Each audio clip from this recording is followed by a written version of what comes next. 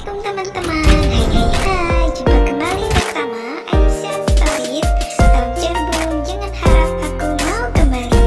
Jangan lupa dukung terus channel ini dengan cara tekan tombol subscribe dan bunyikan loncengnya agar kamu tidak ketinggalan update episode selanjutnya. Selamat membaca. Terima kasih. Ya, gue lagi apa? Tidur. Setelah sekian detik kami saling terdiam, Bang Hadi buka suara. Anehnya, Juwai tampak lebih kalem malam ini. Begitu juga dengan Umi. Ini tidak seperti mereka biasanya. Iya, dia sedang tidur di kamar sama emak. Padahal abang kangen, pengen banget ngajak Uwais main. Kangen dengan pipi gembilnya itu. Bang Hadi tertawa kecil. Aku menanggapi sekenanya, lalu kami berempat larut dalam obrolan yang menurutku terkesan memaksa. Sesekali Juwai ikut menimpali, meski ia lebih banyak diam. Sejak tadi, mereka berusaha membuat kesan seolah karena rindu kepada Uwais. Mereka semua datang ke sini. Tentu saja alasan yang tidak masuk akal. Hingga akhirnya Umi mengatakan tujuan yang sebenarnya mereka tiba di sini. Syah, bisakah Umi minta tolong satu hal sama kamu? Ya, walaupun Umi tahu posisimu di sana bukan posisi yang penting, tapi sebagai istri yang soleha, kamu pasti akan melakukan yang terbaik untuk suamimu. Iya kan? Sebenarnya apa yang sedang mantan mertuaku itu katakan? Terlalu terbelit-belit menurutku. Meminta tolong tapi juga tidak lupa untuk meremehkan orang lain. Sungguh ajaib sekali mereka. Suami, maaf sebelumnya siapa yang Umi maksud sebagai suamimu itu? Padahal semua orang juga tahu jika sekarang saya tidak lagi berstatus sebagai seorang istri. Jadi istilah suami seharusnya tidak perlu lagi. Aku terkekeh geli. Raut wajah Umi seketika berubah. Tapi secara hukum negara kamu masih sah menjadi istri Hadi Syarifah. Pengadilan belum memberi kalian keputusan. Aku memejam mata sejenak, menghirup dan menghela nafas kasar dalam waktu yang bersamaan. Juwai segera membuang muka saat aku melirik ke arahnya. Umi tidak seharusnya berbicara seperti ini di hadapan Juwai. Itu sama saja Umi mengatakan jika mereka ini bukan suami istri, padahal tinggal satu atap dan juga sedang mengandung anak dari Bang Hadi. Tepat di kata anaknya, aku mendelik Bang Hadi. Pria itu segera menunduk. Juwai yang tadinya lebih banyak diam seketika tertawa sarkas karena ucapanku. Lalu ia berujar sambil mengeratkan gigi. Kami sudah menikah tepat setelah abang membuang istri pertamanya. Tidak mungkin kamu tidak tahu itu, Kak Syarifah. Aku tahu kamu sakit hati, tapi... Hei, kenapa ngegas? Aku hanya mengatakan sesuai dengan yang Umi ucapkan. Bukan gitu, Mi? Sudah. Kenapa kalian ribut begini? Dan kau, Juwai? Kamu sudah janji sama Umi untuk lebih bisa menjaga sikapmu. Aku melipat kedua tangan sambil bersandar di sandaran sofa, melihat tingkah pasangan menantu mertua itu. Saat pandangan kami tak sengaja bertemu, Bang Hadi lagi-lagi menunduk dalam. Sikap orang-orang ini sungguh mencurigakan. Hingga akhirnya Bang Hadi memberanikan diri untuk mengajakku bicara empat mata. Aku mengiyakan begitu saja. Suara binatang malam yang seolah tiada pernah jeda bermandikan sinar bulan purnama. Aku dan Bang Hadi duduk dengan jarak yang kentara di bawah pondok pohon mangga. Lelah dengan keheningan yang tercipta yang sangat aku benci, aku lekas buka suara. Katakan, kenapa kalian datang ke sini malam-malam begini? Saat Bang Hadi hendak menyahut, aku menyela. Jangan bilang karena Uwais, karena aku tidak sebodoh itu untuk percaya. Pria itu mendongak ke atas dan aku tidak peduli apa sebenarnya yang menarik baginya di atas sana.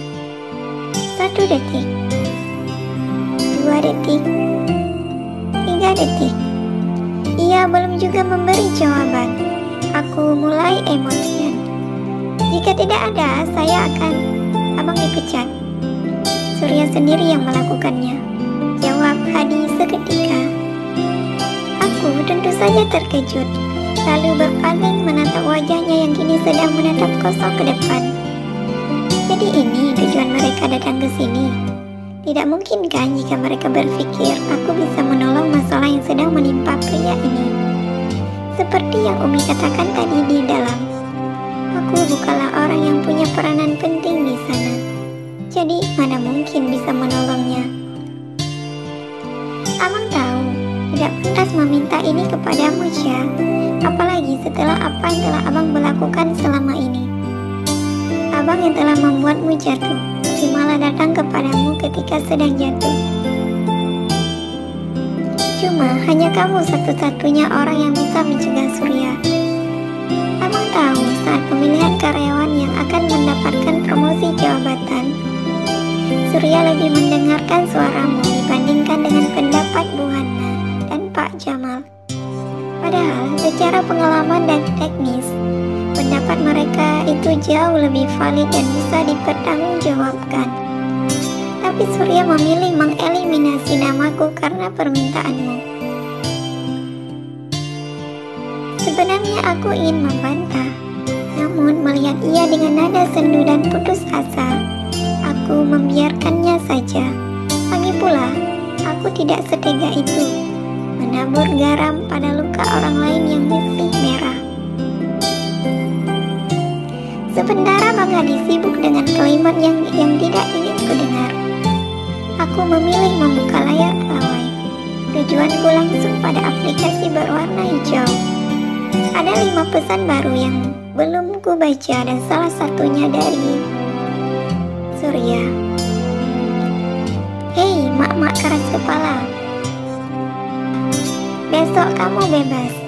Silakan istirahat di rumah seharian. Gimana? Pasti terharu kan? Ya iyalah, mana mungkin kamu bisa menjumpai bos tampan sebaik dan setulus ini selain aku. Selamat libur kerja, Syarifah. Fighting. Tunggu dulu, ini aku sedang tidak salah baca kan? Tiba-tiba, tak ada badai, tak ada halilintar, Surya menyuruhku untuk tidak masuk kerja. Apa ia salah minum obat? Atau ada sesuatu yang terjadi dengannya yang tidak aku ketahui? Atau mungkin ini ada hubungannya dengan pemecatan Bang Hadi? Tapi masa iya karena masalah itu?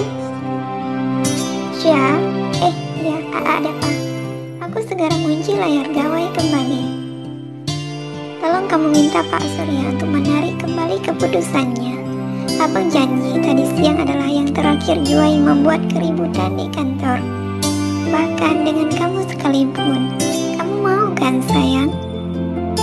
Menyuruh Surya untuk membatalkan keputusannya. Tanyaku sambil mendelik ke arahnya. Bang Hadi mengangguk seketika.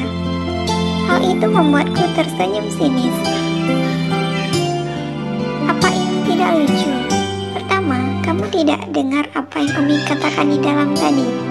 Jika aku tidak punya pengaruh penting di sana, jadi mana mungkin Surya mau mendengarkan perkataanku? Tapi Syah, kamu tolong jangan langsung menyela. Biarkan aku menyelesaikan kalimatku dulu. Bang Hadi mengangguk pasrah. Kini lelaki itu menunduk dengan lemah. Kedua, seperti katamu tadi, tidak adil bagiku jika menyelamatkan orang-orang yang telah menghancurkan hidupku, kepercayaanku, dan bahkan rumah tanggaku. Dan ketiga, ini terakhir kalinya aku mendengarkan kamu memanggil dengan kata sayang, karena itu terdengar sangat menjijikkan. Usai berucap, aku melangkah pergi. Jika berlama-lama melihat wajah layunya, hatiku bisa saja lemah lalu kembali peduli padanya. Tidak, aku harus menepati janji pada diri sendiri untuk tidak mudah peduli lagi pada hidupnya. Surya mencintai kamu, Syah. Dia pasti akan mendengarkan perkataan wanita yang dicintainya. Suara Bang Hadi yang sedikit tinggi berhasil membuatku menghentikan langkah. Bukan hanya itu, untuk sejenak jantungku bergemuruh. Aku tersenyum kecut. Benarkah yang pria itu katakan? Seketika kalimat pada pesan singkat Surya tayang kembali diingatan. Jika abang dipecat, bagaimana caranya memenuhi kebutuhan Uwais dan kebutuhan calon anak abang, Syah? Abang mohon padamu, tolong bantu abang. Tolong, Syah. Bulan yang tadinya bersinar cerah, kini redup tertutup awan kelabu. Suara binatang malam masih nyaring seperti biasa. Aku berpaling sekilas ke belakang, melihatnya yang juga sedang menatap ke arahku. Di antara remang-remang, silut wajahnya memohon. Sebelum benar-benar meninggalkannya, aku berucap, "Aku tidak akan membantumu, Bang Hadi. Maaf. Tapi aku bisa berusaha memenuhi semua kebutuhan Uwais. Jadi khawatirkan saja calon bayi kalian itu. Tidak perlu kamu mengkhawatirkan bayiku."